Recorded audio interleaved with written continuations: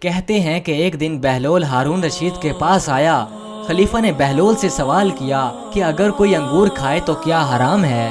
بہلول نے جواب دیا کہ نہیں۔ خلیفہ نے پوچھا کہ اگر انگور کھانے کے بعد اس پر پانی پی لیا جائے تو کیسا ہے؟ تو بہلول نے جواب دیا کہ پھر بھی کوئی مذائقہ نہیں ہے۔ خلیفہ نے کہا کہ اگر مدت تک اس انگور اور پانی کو دھوپ میں رکھا رہنے دیں تو پھر یہ حرام کیسے ہو جاتا ہے؟ یعنی دوسرے لفظوں میں شراب کیسے حرام ہے؟ بہلول نے جواب دیا کہ اگر آدمی کے سر پر تھوڑی سی مٹی ڈال دی جائے تو کیا اس سے نقصان پہنچے گا؟ خلیفہ نے جواب دیا کہ نہیں۔ بہلول نے پوچھا کہ اس کے بعد اس کے سر پر تھوڑا سا پانی ڈال دیا جائے تو کوئی نقصان پہنچے گا؟ خلیفہ نے کہا کہ نہیں۔ بہلول نے کہا کہ اگر اس مٹی اور پانی کو ملا کر رکھ دیں اور ایک اینٹ بنا لیں اور انسان کے سر پر دے ماریں تو کیا اسے کوئی تکلیف پہنچے گی؟ خلیفہ نے کہا ہاں بھائی ہاں، تکلیف تو بالکل پہنچے گی، انسان کا سر پھٹ جائے گا۔ بہلول نے کہا کہ جس طرح مٹی اور پانی مل کر انسان کا سر پھوڑ دیتی ہیں اور اسے چوٹ پہنچا دیتی ہیں تو اس طرح انگور اور پانی مل کر یہی چیز نقصان دہ بن جاتی ہے۔